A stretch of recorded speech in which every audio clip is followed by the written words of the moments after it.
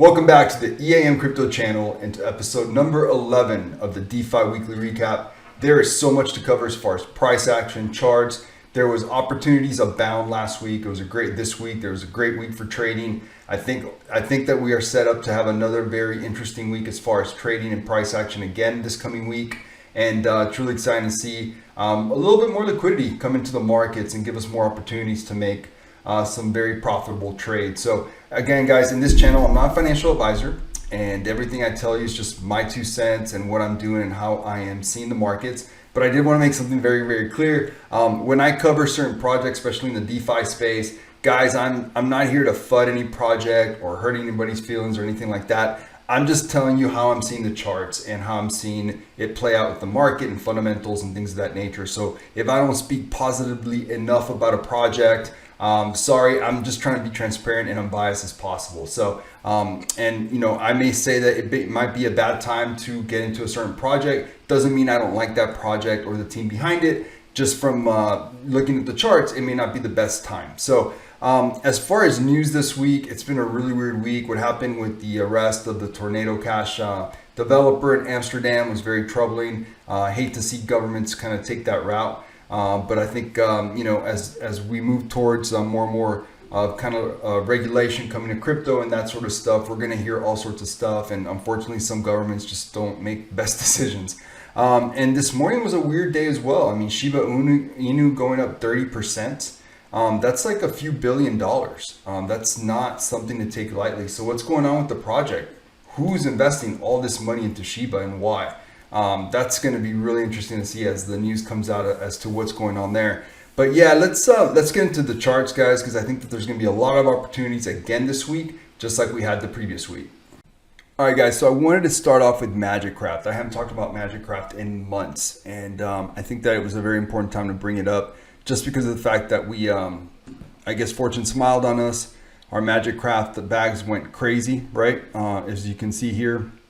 We basically did about an 8x in just about 2.5 weeks. So it was a beautiful thing. I sold my Magik of what I have. I sold a bunch around right here around the cent, and then also a little bit. I think it was like 8.8 cents or something like that. So why did I do that? Even though I'm bullish on this long term, well, because of the fact that it went up so much, all the way up to like a cent. Obviously, that was part of it. The other part is just that I'm very worried about the circulating supply versus max supply. As you can see here, the market cap is 9.3 million, but the fully diluted market cap is about 66 million, more than that. So there's still a long way to go with this asset. There's going to be a lot of sell pressure. And so, I mean, we got the 8x in just about 2.5 weeks, and we're happy. So that's why I had to let go of those tokens. Because of all those factors. So I did want to state that because I know I've been pretty vocal about this project. So I'll look for a nice spot to come back in. The nice spots will be there. They will. And then we'll see long term. They can kind of deliver on all the fundamentals over the next maybe 6 to 18, maybe even 24, 36 months. This could be a home run, a huge home run. I mean, I'm talking when people are saying that $1 is possible, I don't think it would be crazy. But I do think that this is going to fall much more. I still expect to see Bitcoin test the lows from earlier this year. So talking about Bitcoin, I still think that we're very safe right now coming into the next week. I mean, midterm, I still see Bitcoin dropping at some point. Will it test 17.5? Will it test 19? I don't know. I don't know how long it'll take. But I do think that right now we're looking pretty okay short term. And just looking at the RSI right now, this is on the daily. We're fine. There's nothing to worry about. Look at that. We're fine. We'll be probably testing that at some point today, maybe. Who knows? Or tomorrow, maybe. Come down a little bit, but we'll be fine as long as we stay there. I'm not worried about it. And if you guys are wondering what this line is right here, check this out. Look at Bitcoin's RSI on the monthly. Look at this right there. Right there. Finally, for the first time since forever, March 1st, on the monthly, the RSI finally jumped the channel, and that is a jump. That's significant right there. So again, I think that we're going to be okay with Bitcoin at least for the next week to come. Again, not financial advice, just a guy giving you my 2 cents. But I think that Bitcoin is going to be fine, just fine, really short term. Midterm, not so much. And I did want to take a look at the Ethereum to the ETH.D, so Ethereum dominance chart. Basically, it's been respecting the TA just perfectly, absolutely perfectly, doing everything that we thought for the last couple of weeks. And this chart looks very, very interesting to me. So if you look at Ethereum dominance on the daily, it's going to look all sorts of overbought still. As you can see here, it's already trending down, so this was not a surprise. But if you look at the weekly, something that I wanted to state is that, look at this, we're finally seeing positive momentum for the first time in a really long time, for the first time since May 23rd. And if you see the RSI here, every single time that the RSI has been at this point trending up, every single time it's up for one, and even that one time it went up some more, it did get into the overbought stage, right? So if you look at it right here at 62.25, 62.25, right here, it went up considerably. The time after that, again, even more considerably. The time after that, again. The time after that, again. And this time, it didn't get quite to the overbought, but it almost did, but it went up some more. So on the weekly, Ethereum just looks all sorts of strong. Of course, the merge is probably driving that. And feeling pretty good about Ethereum, despite the fact that it's giving some profits away right now, as it should. This is about the time you see people, the smarter traders, taking profits. I mean, look at that. A, B, C. Yeah, I mean, that is perfect time to take profits right there. So did want to point that out. And then before we go into some of the DeFi projects that we know and love, I did want to talk about Curve. I honestly don't know this asset that well as far as fundamentals or anything like that. So this is strictly off the charts. So as we can see here, it's been on this channel since early February. And something very interesting was happening where it finally crossed the channel last night. It crossed the channel on the 4-hour, and it was a significant cross. But because you're in a bear market, you want to wait. When you see things like that happen, you want to wait for it to back test what used to be resistance as support. So what happened this morning when it was back testing what used to be resistance as support? It didn't hold, guys. Look at that. It did not hold. Didn't hold on here, and it didn't hold on this other little mini trend line right here. So it showed some significant weakness. So now it's probably headed down to this trend line, the one that's been pretty safe since June 20th. And let's see what happens there. And then it's going to be kind of like the moment of truth over here when it has to make a decision. So keep a close eye on Curve, but for me, this was a perfect, kind of educational example of how to treat these kinds of assets when the price action is doing these kinds of things in a downtrend or in a channel that's been around for many, many months. So I thought that this was a pretty interesting thing to kind of track, keep a close eye on. But the big lesson learned here is this is why you wait for the back test in a bear market, because it didn't hold what used to be resistance as support. All right, guys, and now a word from our sponsor and partner, Swapsicle.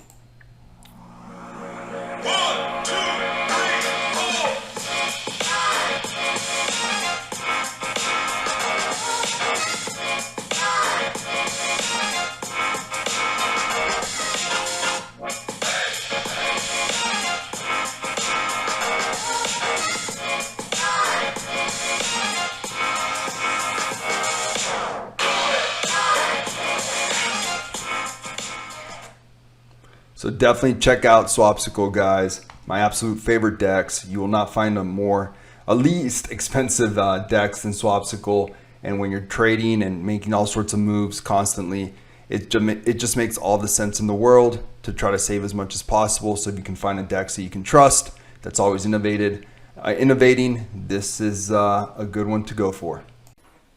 Okay, so let's get into it. We're going to start with what I consider the two most undervalued assets in DeFi right now. Some of you may already know where I'm going with this. I don't care. I'm going to cover it anyways. Magik. Guys, this asset is just so undervalued, whether it's the share token or the peg token Magik. They have a lot going on. These guys are going to be around for a very long time. And look, guys, I don't know of a single other project in DeFi where the team is paying themselves not via team tokens but via the revenue that they're generating, and with their auto compounders this team is generating enough revenue to pay the team and take care of all those kinds of expenses. So as an investor, I just don't see a reason why not to love this project. I know that M-Share and Magik have not been the most popular as far as price action. But guys, if we look at Magik, for example, it really has stabilized for a bit now. It's been pretty stable really since early May. And again, I wasn't, none of what I'm doing today is like a paid promo or anything like that, but I'm just trying to be transparent and as unbiased as possible. But I just see this as a very good hold. So I do hold quite a bit of Magik. I'm going to keep compounding my Magik and M-Share and just let it keep compounding. And I think over time, I think the market will realize what a good hold this is. And so I'm going to stay very bullish on this asset. And anytime that you can find a project like this, it's well run and self-sufficient as far as revenue, I just don't see why it wouldn't be a part of somebody's portfolio of assets in DeFi. I mean, DeFi is already so volatile. Everything that we're going to cover today is, from this point forward, is so incredibly volatile. I mean, it's basically like going to the casino with some kind of small edge, right? And I kind of saw poker that way, right? You put in all your chips in with ace king versus ace queen. 3 out of 4 times you're going to win. So you should profit consistently. And I see an asset like Magik as that, putting your chips in as a 3-to-1 fave consistently. So it's just been weird. Magik can't really, the share token just can't really get going. If we look here at the chart, I don't know why there's a delay. It was doing pretty well for a bit. This week went all the way up to $10.40, but then it gave it almost all back. So the market just doesn't want to hold on to this asset. I guess there's a lack of, I don't know what it is. So I'm just a guy. I don't have all the answers, but it's been very interesting to see. So let's talk about Pebble. This is Serenity Capital. As far as fundamentals, I think you guys know that I'm very bullish on this project. I think the team is very solid. The guy that runs it, Madrid, Shane is his real name. Good guy. He seems to have the end in mind. And these guys have done very good as far as making sure that the fundamentals are very strong with this project, with this protocol. The share token only has a supply of 10,000 share tokens. That's it. Their DAO holds about 2,200 of them. So yeah, not bad as far as the math goes. And then they keep initiating new initiatives to go into new multi-chains, right? To new chains. So they started off in Phantom, then went over to Ethereum. Then they added Avalanche this week, and then it's going to be BSC, then it's going to be Polygon, then Optimism. The math says that this asset should be good. So we will see what happens, but yeah, definitely want to keep an eye on Serenity Capital. So those are 2 of what I consider the most undervalued assets in DeFi right now. I just do. So I could be wrong. There could be others. You can make an argument for many others. There is another one that's highly undervalued in my opinion right now. I'm not going to talk about it today because I'm going to be doing a video on them in a couple of days, but hint, hint, but there's another one that I think is very, very much undervalued. So MDB, let's see how it did this week. Okay, so I had a little bit of a rough week. Today's the 13th, so it means the 6th is where we were. So yeah, had a bit of a rough week, guys. MDB had, I guess, its first down week in a long time. So went down about a little bit less than 7%. So, and it looks like a lot of it happened just in the last 4 hours. Interesting. So this is, again, another project that I'm pretty bullish on myself. Also, to be transparent, I do own a bit. And I'm probably going to add more. I just like this project a lot. So I'm probably going to add more today after I publish this video. Because I just like the math behind the project. I like the team. And I think that this is a good way to, it's not the most aggressive as far as annual returns, but it's solid, it's stable, and I think it's got some very nice deflationary mechanisms. So this is a good project. Check it out if you haven't had a chance, but definitely one that I'm keen on. That may be on a little bit of discount. It's gone up quite a bit in the last few weeks, but had a bad week this week. But profit taking is important in DeFi. All right, so what's been going on with this asset with our friends over at Liquid Capital? Looks like it has stabilized at this kind of 7.4, 7.5 cents. I thought that it wasn't the LM liquidity management system was not going to let it drop below 7.5. So I guess maybe it's 7.4-ish. I don't know. That would be interesting to know. So again, you know, a lot of people, including me, feel that this is a safer play due to the fact that they're implementing Horde's liquidity management system. And it looks like it worked. You know, they kind of did something really good when they stated that the base of it would kick in around 7.5 instead of 5 cents. I mean, thank God, because if not, then it would have been heading straight to 5 cents, I think. So that is really nice, but we'll see if it holds. I've been keeping an eye on what I believe is kind of like the best way to look at its health as far as the treasury, and it's at 169,000. So let's keep an eye on that next week. Let's remember that number, 169,000. This is going to be an interesting number to keep an eye on. It's no different than with Horde, right? So with Horde, we've been doing the same, and I think this one has been doing nothing but still going up. I think it was at 1.7 when we last checked it last week. I was on our weekly call with your bonks and with Austin Clark. What was it, on Friday? So keep that in mind, guys. We have our own little kind of podcast every Friday afternoon. We go live. It's a lot of fun. It's like the funnest thing I've been doing with YouTube since I started. Really, we have a ton of fun. Check it out. Oh wow, it's up another 25,000 since we checked it yesterday. We checked it about, I don't know, maybe 20 hours ago. Wow, so this Horde just keeps going up. It was 1.7 and yesterday 1.8, and now went up another 25,000 in less than 20 hours, I think. So again, Horde's just showing stability. Good God. Amazing. So yeah, that's been really interesting to see. So let's talk about Frozen Walrus. So much to cover with this asset. Second week in a row where we got a beautiful value spot. This is a really good, solid project run by someone that I think we all can state we can trust in Lame Hillbilly. And yeah, so they did this, you know, back to peg campaign. I forgot what it's called. It's something that they got from Ames, and it seems to work out very, very well. I'm not going to bore you guys with all the details. But bottom line, it's presented some nice results. It got it back to peg for like a minute, I think. Here, let's look. Where are we? There we are. It got it back to peg for like literally a minute. Right there, look at that. And then everyone just sold. God, that's so weird. DeFi is a funny space, but yeah, it worked really well because I think when they started the campaign, they were down really, really low. I can't remember exactly, but I want to say 60 cents when they started the campaign, I think, or maybe we're down here. So it worked beautifully. So again, this is a strong community, and it's a very, very young and volatile asset. I mean, there's been times when it's just a great time to get in, and there's been times when it's a horrible time to get in. All right, guys. So, you know, we noticed that the TA was respected with this asset last week. You saw that right here. You see how it was in this channel, and the second it broke out of the channel, it had to accumulate for a little bit, and then boom, a little more accumulation, and then boom, boom, boom. And look at that. From the time it left the channel, it was at 64. It did more than a 2x. Beautiful. And then down here, once it stabilized around, what, 60... in the 60s, and went all the way up to almost 90 for another nice return. I mean, it's just been doing this all sorts of times.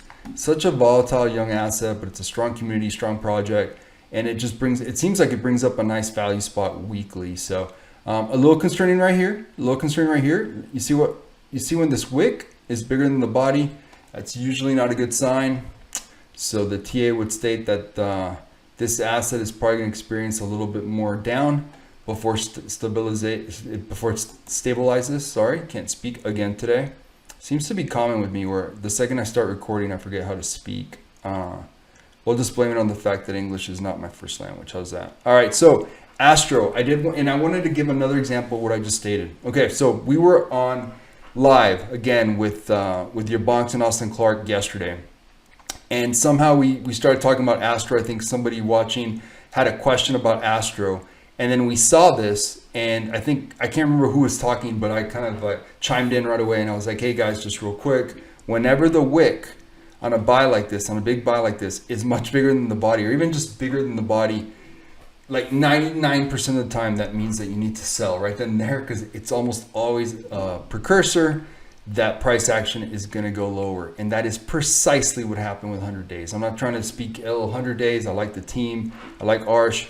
But it was just from a technical perspective, it was just an easy call. And sure enough, the TA was right. The TA was true and respected. It wasn't my call, nothing like that. I'm just a conduit for the information that the TA gives us, right? And sure enough, it was right. And it's looking, well, we'll see where the bottom comes in, but you know, this is unfortunate, kind of a falling knife. Well, maybe not. Look at that. So if you zoom out, we are at levels of historical support. But I do have to say that this used to be a rebase token, and with rebase tokens, traditional technical analysis has not really been very effective. So A, it's a young asset. B, it's a very illiquid asset. And then C, it used to be a rebase protocol. So this is not a good time to implement traditional technical analysis when thinking, should I come in with a fresh long right now? Even though there seems to be some support here, maybe it'll come out, maybe it won't, but I wouldn't put too much into it just because of what I just stated. So interesting how that played out, and we'll see how things go with Astro. But from a technical analysis perspective, not the greatest time to go in right now. Maybe it's a great value spot long term. We will see. No idea. What else did I want to cover today before we call it a day? I guess that's pretty much about it, guys. I can't really think of one. You guys asked me on the comments for 2 different projects. I can't remember what they were at the top of my head. I couldn't find them anywhere. Like I couldn't figure it out. So I guess they were highly unknown projects. Don't know. But yeah. Oh yeah. So I did want to cover 2 more things real quick. So Seifu has been on a free fall. So a couple of you asked me if this is now a time to go in. For me, a time to go into Seifu might be never. I never got into Seifu. I think the time to get in would have been down here. So with Brian Legend getting so much bad press, which a lot of it I don't think he deserves. I do believe in capitalism, and if he wants to run a certain project a certain way and he's not doing anything illegal, he should be able to. If he wants to buy 100 Louis Vuitton bags with the money he made from his successes, I think he should. I just believe in freedom. So as long as he's not doing anything illegal, I'm good with Brian Legend, but I just don't have any desire to own any Seifu. So it just doesn't seem like the best investment, but I could be wrong. And then I did want to end it with this weird Grizzly honey, whatever it is, especially because so many of you asked me about this. A, I didn't buy any. B, I won't. C, I don't understand it. So if I don't understand something, I'm just going to stay away. The transactions with this asset are crazy. They're huge. The volume last time I checked was 11 million 24 hour. Now it's at 10 million. I don't know where all this money's coming from. I don't know what's legit, what's not. I have no idea what's going on here. All I would say here is my 2 cents is if you don't understand something, it looks weird, it looks a little shady. How an asset like this has 10 million in volume over the last 24 hours makes 0 sense to me. I would just stay away. Just be careful. I mean, there's so many good spots, guys. Why are we going to play around with that when we can, take better spots with Frozen Walrus, with Magik, with Serenity Capital, with, so many of these other ones. I don't want to leak my video from a couple of days from now or earlier, but there's just so many good spots. Why are we going to do something like that, right? So so I'm just going to leave it at that, guys. Again, if there's any projects, again, let me know in the comments. Sorry that I didn't get to the 2 that you guys asked me about. I just couldn't figure them out. Maybe I need to look at something else other than Dex Screener or TradingView, but I really don't know where else to check for some of these assets. And I hope that you enjoyed today's episode, and I'll see you for number 12 next week. Take care.